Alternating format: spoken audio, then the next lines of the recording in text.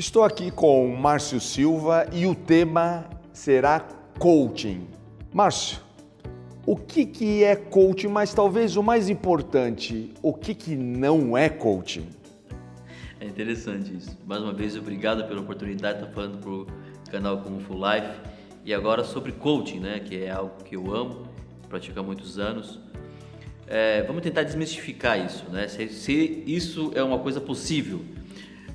Por quê? Porque a indústria está discutindo ainda, na verdade, o que seria o coaching, né? Eu vou falar o que eu faço e talvez o que a gente percebe que não seja coaching.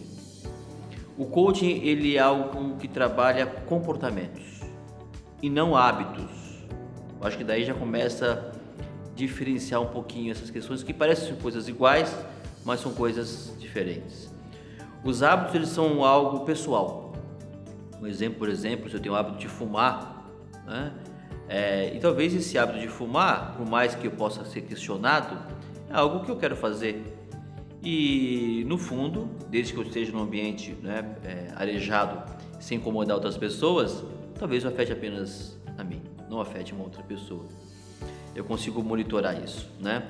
Agora, os comportamentos não tem jeito, eles afetam as pessoas. E é aí que o coaching trabalha. Como que eu me relaciono com as pessoas?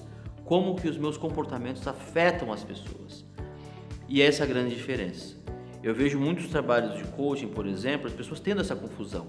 Até treinamentos de coaching que eles levam para a pessoa trabalhar hábitos nas pessoas, que são técnicas, são ferramentas, né, para poder tirar até disfunções. E o que a gente entende de coaching é que não trabalha disfunções. O coaching, ele trabalha pessoas que são funcionais. Elas são tão boas que elas precisam de um coach. Essa é a ideia. Então, e é interessante essa visão, porque há muito tempo o coach ele foi identificado como algo para poder consertar as pessoas, ou um prêmio de bonificação que a pessoa está sendo mandada embora da empresa, né? Para preparar ela para um novo desafio. E isso é muito ruim. Então nós temos tentado mudar isso, né, nas empresas, fazendo com que as pessoas perguntem: por que ele tem um coach? Eu também quero um coach. Também tudo bom? Eu mereço também passar por um processo de coaching. Você muda essa visão de que a pessoa é um disfuncional, ou a pessoa que tem problema, que precisa de ajuda, né, que não pode se levar as coisas sozinha. Muito pelo contrário, né? Ele é tão bom que ele precisa Exatamente. de coach, né? Às vezes até mais de um. Mais de um, né? Principalmente se ele tem várias funções, Exatamente. né? É engraçado porque como eu atuo como consultor de empresas há mais de 2 décadas, e naquela época ainda não se utilizava com frequência esse termo coach, né? E hoje se fala, as pessoas perguntam: você é coach? Né? E eu não sei explicar, né? Eu fico mais feliz agora, né? Porque o que eu sempre brinco, né? O que eu faço antes do termo, então eu não sei exatamente do que se trata, né, gente? Porque o que a gente faz, como eu sempre digo, é orientação estratégica de pessoas, né? Por quê? Porque, como você disse, né? Ou muitas vezes uma pessoa ela tem tanto potencial que ela precisa refinar esse potencial e precisa de alguém, muitas vezes, que possa prover essa situação. Mas uma coisa que eu tenho ouvido muito, Márcio, é a ideia do coach executivo. O que seria? É uma subdivisão do coaching? É uma particularidade do coaching? O que seria exatamente quando as pessoas, eu ouço aí fora falar, né, de coaching executivo? É também algo também que muitas vezes causa confusão, né? Porque existe algo que é muito... As pessoas às vezes perguntam: Márcio, você faz life coaching, faz coaching de vida? E eu sempre pergunto para a pessoa: olha, eu não sei nem o que é mais coaching de vida, né? O que é isso? Porque tanta coisa envolvida na área de coaching de vida, que é cuidado basicamente do equilíbrio entre vida pessoal e profissional. Coach executivo, ele é diferente. Ele atua especificamente no ambiente corporativo. Então ele precisa estar num ambiente onde a liderança está acontecendo, onde as pessoas, no trabalho da pessoa, o coaching vai na empresa para fazer esse trabalho lá com as pessoas que trabalham com esse executivo muitas vezes, ou até uma equipe. Então difere muito. Não é um trabalho que leva conhecimento de liderança, ele trabalha a prática da liderança, que isso que é a grande questão. Não é levar conhecimento para a pessoa, ou ensinar liderança para o líder, fazer com que ele aprenda técnicas mirabolantes de como liderar, não. Nós partimos do pressuposto no coach executivo que aquele da pessoa ele já é um líder, ele já atua, né, ele sabe o que é liderança, ele tem conhecimento intelectual para isso. Agora, todos nós temos gaps, que são comportamentos desejados e indesejados. E nós queremos saber como posso contribuir com esse líder para que ele possa potencializar aquilo que talvez ele faça bem e, claro, minimizar aquilo que ele não está fazendo bem. E é mais interessante isso, apoiando nas pessoas que ele lidera e não simplesmente nele. E como é que você faz isso? Qual que é a metodologia que você usa? Porque você essencialmente atua em empresas, né? E eu sei também que você, além de ser coach, você é um preparador de coaches, né? Você tem todo um trabalho que eu tenho conhecimento de preparar outros coaches. E como é que funciona exatamente para alguém que gostaria de ser um coach executivo ou um coach de alto nível? Como é que é esse processo? Atualmente eu faço parte de uma empresa que nós somos líderes mundiais em coaching executivo há mais de 40 anos. O Marshall Goldsmith, que é o fundador da empresa, faz essa metodologia, né, em empresas, grandes empresas como GE ou Microsoft, enfim, N empresas. E é interessante que o coach ele foi muito procurado no começo da década de 80, até no Vale do Silício, pela necessidade das mudanças rápidas que as pessoas estavam precisando, os líderes todos ali impactados com a tecnologia, né? Então a empresa ela nasceu forte a partir dali, né? Que chama Marshall Goldsmith Stakeholder Centered Coaching, que seria um coaching voltado para os stakeholders, ou seja, as pessoas que o líder lidera. Então nós focamos nessas pessoas, né? E nós temos também um braço de treinar pessoas que querem aprender essa metodologia. Isso é muito importante. É um método que ele é reconhecido, ele já é validado, ele é utilizado por 130 empresas da Fortune 500 e centenas de empresas, médias, pequenas empresas no mundo todo. Nós somos hoje mais de 3.000 coaches espalhados no mundo, em 55 países existe, né, o nosso trabalho. Então hoje é muito fácil a gente encontrar um coach, né, da nossa linha, pode dizer assim, da Marshall Goldsmith, porque nós estamos espalhando cada vez mais aí no mundo. Né? E quando você está falando nesse processo, o coaching pode ser individual e também grupal. Como é que funciona? O que é de diferente? Onde que está a diferença entre um e outro? Basicamente eles são iguais, né? Eles trabalham com comportamentos de liderança, a prática de comportamentos de liderança. O que difere é você tem o coaching 1 a 1, que é um coaching que eu faço com o líder, onde eu vou eleger uma equipe, ou seja, uns stakeholders, pessoas que trabalham com líderes, que durante um ano eles vão estar validando esse comportamento. Porque lembra que nós falamos no início que coaching é trabalhar comportamentos. E eu só posso saber se valeu se as pessoas que eu me relaciono falarem, realmente ele mudou. Né? Eu não posso falar por mim, não, valeu. Né? É uma coisa muito tendenciosa até. O coach julgar, ou o próprio coach, né, ou o cliente, que ele pode ser que ele gosta de mim, então ele acha um cara legal, e fala, não, o trabalho do cara foi bom, né? Eu não quero que ele seja o juiz, nem eu que ele seja o juiz, mas as pessoas que ele lidera sejam o juiz. Então o coaching 1 a 1 parte desse pressuposto. Já o que nós chamamos de team coaching, ou coaching de equipe, e é interessante, nós estávamos conversando daquela questão lá, né, e para provocar, eu usei a palavra grupo, né, justamente para poder a gente discutir essa questão melhor, porque existe uma diferença de coaching em grupo e coaching de equipe. Coaching em grupo, pelo que eu percebo, ele é algo como se fosse colocar pessoas com objetivos diferentes e ali nós vamos discutir objetivos de cada um, que no fim, para mim, é um treinamento 2.0, né? Nada mais do que isso, né? Agora, o coaching não. O coaching em equipe, o team coaching, ele é feito com famílias. Ou seja, uma equipe é uma família. Ele tem um pai ou uma mãe, pode dizer assim, que cuida, né? Que é o líder, o líder daquela equipe. Por exemplo, um CEO que tem uma equipe de diretores, né? Isso seria uma família. Então o CEO ali é a mãe ou o pai que vai estar cuidando daquele time. Então nós vamos trabalhar com aquele time. Quais são os comportamentos que aquela equipe precisa ter para fluir melhor, para o trabalho acontecer melhor, para a prática da liderança acontecer melhor.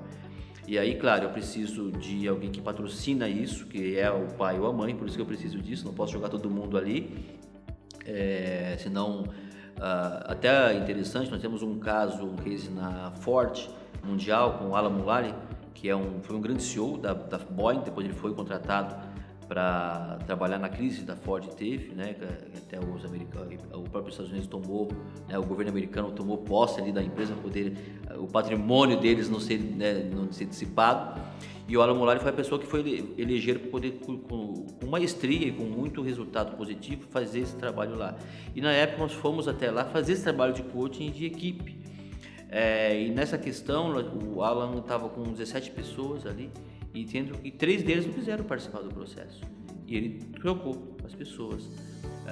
Por isso precisa ter um patrocinador, alguém que fala, esse trabalho que nós vamos fazer, essa linha de trabalho que a gente vai conseguir trabalhar, e quem está disposto fica, quem não está disposto não vai ficar, e tudo bem, está tudo certo, a vida que segue. Então é muito importante que exista alguém que patrocine o trabalho, para que o trabalho seja bem implantado, nunca com imposição, mas com todo mundo sabendo como vai beneficiar todos ali. E se isso faz sentido para faz sentido para todos, o trabalho com certeza ele é garantido, inclusive. Depois, eu, por exemplo, não recebo antes, eu recebo depois de 1 ano.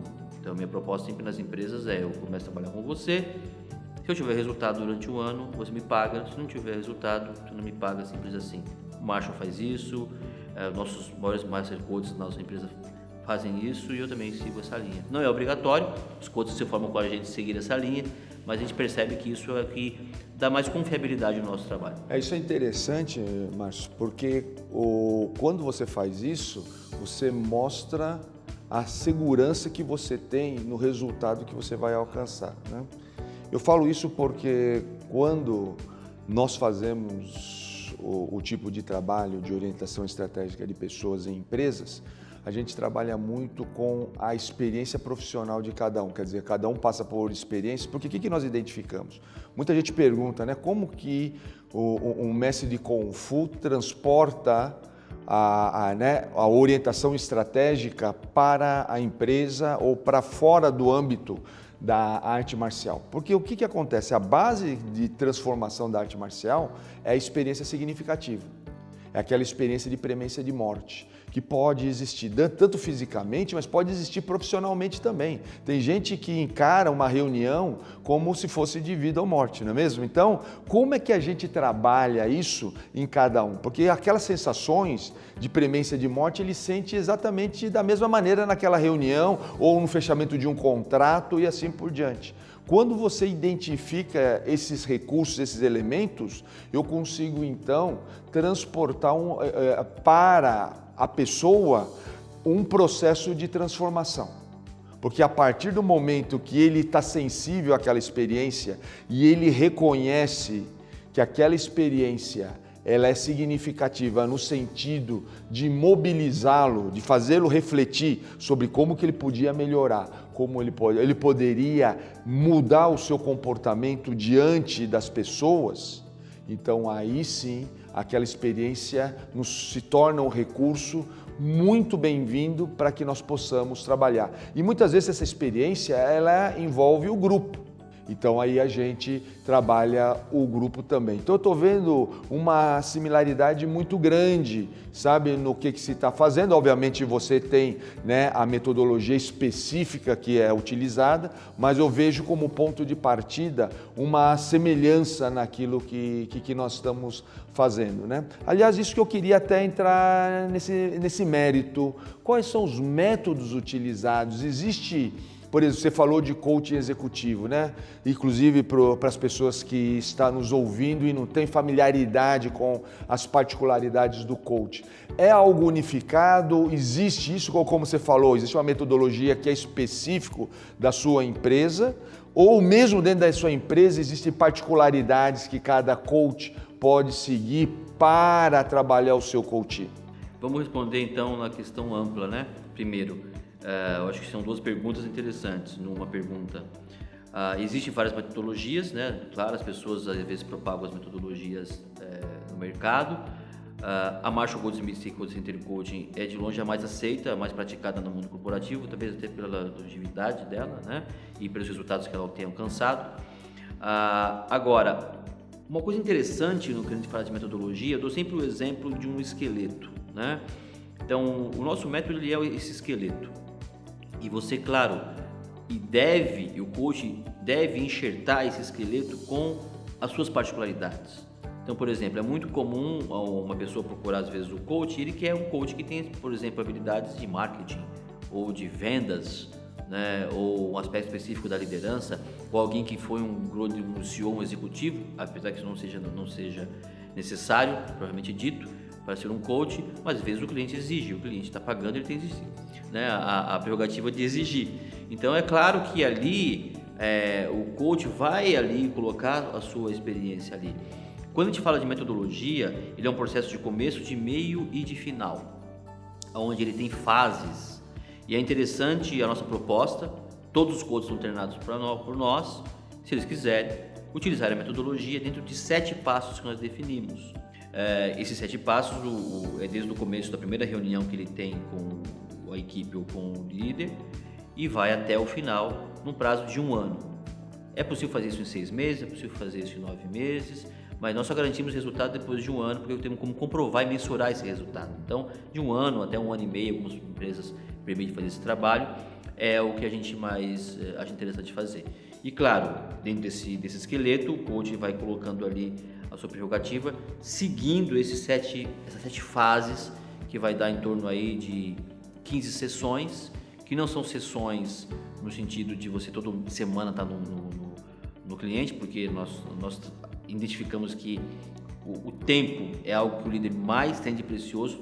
Todo mundo tem o líder, o tempo é precioso, mas o líder é pago, o tempo dele é muito caro. Então nós queremos otimizar isso, vamos uma vez por mês no cliente lá trabalhar com ele, no começo 2 vezes trabalhar com ele. Então nesse processo dessas 7 fases, ele passa por esse processo onde no final é validado, né, se realmente valeu ou não, cresceu a liderança dele ou não cresceu. E nós temos como mensurar isso. Nós somos talvez uma das poucas empresas no mundo, ou talvez a única, que tem como mensurar o resultado. E as empresas amam isso, porque as empresas querem saber de onde ela vai aplicar o ROI dela, claro, né? Como que vai garantir o resultado, né? Qual o retorno, né? Qual o retorno disso. Nós temos como mensurar esse retorno. Então, o método segue essas 7 fases, que esse é o grande diferencial. Então, 3 mil pontos no mundo, a proposta é um processo, um método, né, que todo mundo utilize dentro da sua experiência, da sua habilidade, enfim, tem ciência poética e liberdade, claro, para colocar ali o seu DNA, né, as coisas que ele acha importante, e o próprio processo vem coisas assim, e é bem-vindo, né, o coach ter sua experiência e ajudar. Se vai contribuir, é sempre bem-vindo. Agora, você sabe muito bem que das grandes competências desejadas há muito tempo, talvez até desde o começo da humanidade, é a liderança. Como é que o coaching pode ajudar um líder? Como é que acontece tudo isso? Como é que, em particular, nessa competência, né, é a atuação do coaching? Você ser um líder, uma pessoa que traz resultados, e muitas vezes no alto escalão de uma empresa, há algo que emerge, às vezes até por osmose, né, ou por natural talvez, que é um defeito do ser humano, que é o ego. Então, nós percebemos que o ego é o grande inimigo do líder. O grande desafio dele também é trabalhar o ego dele, como todos nós. Então, o coaching, ele tenta trabalhar exatamente isso. Por quê? A pessoa, ela tem que ter 3 aspectos importantes para nós trabalharmos com ela, para fazer o coaching funcionar. Primeiro, ela tem que ter coragem de assumir um trabalho perante todas as pessoas que ele está trabalhando com outro profissional. E encara também a questão da humildade de ouvir os outros, né? De o líder saber que ele precisa de outros para poder ajudar ele a liderar. E a disciplina para fazer com que isso seja aplicado dia a dia. Então, se ele não tem esses 3 fatores, não tão pouco ele vai ser um bom líder. O processo também não vai poder fluir. E isso é interessante, eu só consigo trabalhar com pessoas que têm esses 3 fatores: coragem, humildade e disciplina. E por incrível que pareça, não é fácil. É uma teoria, é fácil de falar, é uma teoria bonitinha, mas na prática é muito difícil, porque o ego grita muito no líder. Então, imagina, a pessoa que trabalha e traz resultados de 4 bilhões, 5 bilhões ou milhões de dólares ou reais para uma companhia, ela se acha um semideus às vezes. Você falou de ego, é interessante porque quando nós fazemos o nosso trabalho, nós atuamos também em 3 vertentes, mas elas são outras 3 vertentes, mas elas são relacionadas. Primeiro, por isso que eu falei a questão do ego, né? É você reconhecer que você precisa de alguém para poder melhorar a sua condição. Quer dizer, você não é autossuficiente. Segundo, e nesse caso aqui existe um trabalho mais personalizado, então é ele reconhecer que aquela pessoa, uma pessoa específica no caso, né, quando eu trabalho é a minha própria pessoa, é essa pessoa que pode ajudá-lo. E terceiro, é ele estar determinado a exercer, efetivar essa ajuda. Porque muitas vezes, como você falou, a pessoa não tem disciplina, ela, me ajuda aí, sabe, dá uma pílula para eu ficar bom, né? E não entende que existe aqui um processo de desenvolvimento pessoal que é árido, que é desconfortável muitas vezes, porque ele vai ter que se confrontar com o erro, e aí entra mais uma vez a questão do ego, porque a infância da liderança, ela enxerga que o erro é um sinal de fraqueza e não enxerga o erro como parte do processo. Por isso que eu até não gosto de usar a palavra erro. Muitas vezes eu uso mais a palavra desconformidade, porque sempre o erro está dentro de um modelo, de um padrão pré-estabelecido, que para o mundo real isso lhe não cabe, porque o mundo é tão dinâmico, tanto que você vê, antigamente se falava muito em resistência. Hoje se fala de resiliência, não é mesmo? Por quê? Porque é a capacidade de você cair e levantar.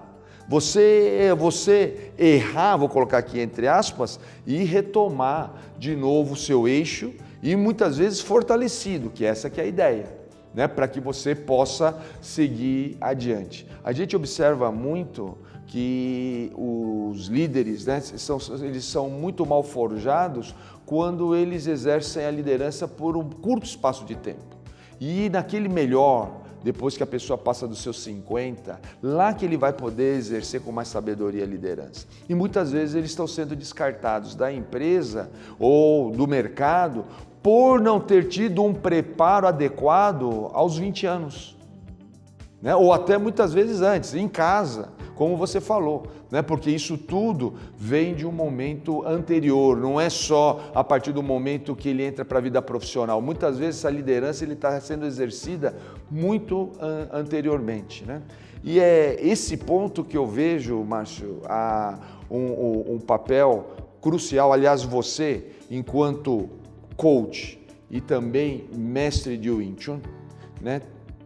Poderia até falar um pouquinho sobre isso. Como é que você vê essa ligação dessas duas metodologias para beneficiar o líder?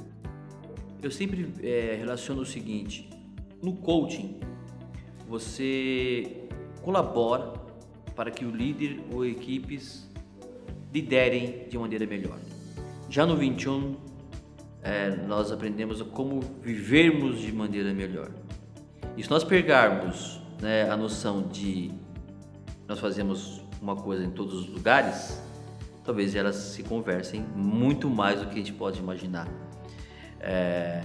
Então, como você começa a entender melhor sua vida e vivê-la melhor, você automaticamente, ou por consequência, se torna também um líder melhor.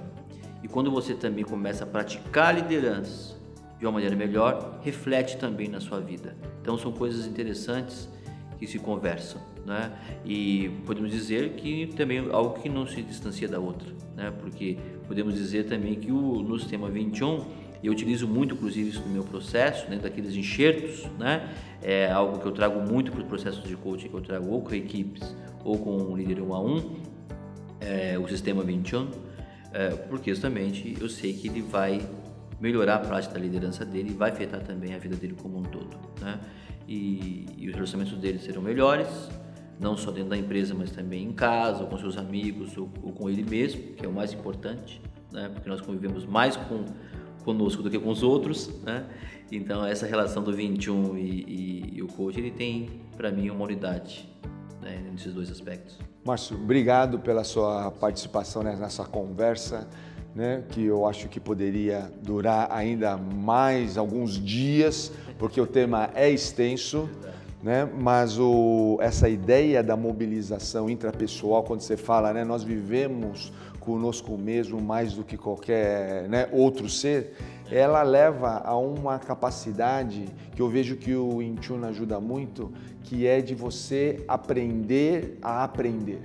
Esse eu acho que é o ponto fundamental, porque essa é a base de quando você começa a perceber que, falando inclusive de liderança, você aprender com qualquer pessoa.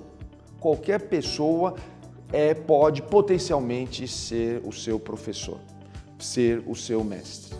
E esse é o grande desafio que eu vejo, principalmente dos líderes. Você sabe muito bem que a liderança ela é solitária, né? E a pessoa, só que mais importante do que a pessoa aprender a desenvolver a capacidade de viver solitariamente é compreender o processo da solitude, que é um pouco diferente da solidão. A solitude é o momento onde você está, onde você não se importa de estar naquela posição, porque ao mesmo tempo você tem uma companhia dos outros, respeitando a característica de cada um, respeitando o limite de cada um. E o líder tem que entender o poder e a importância da solitude, senão ele não será líder. Pessoal, obrigado mais uma vez por nos assistir e participar dessa nossa conversa. Estive aqui com o Márcio Silva e voltaremos numa próxima ocasião para trazer um tema de grande importância para todos nós. Até lá!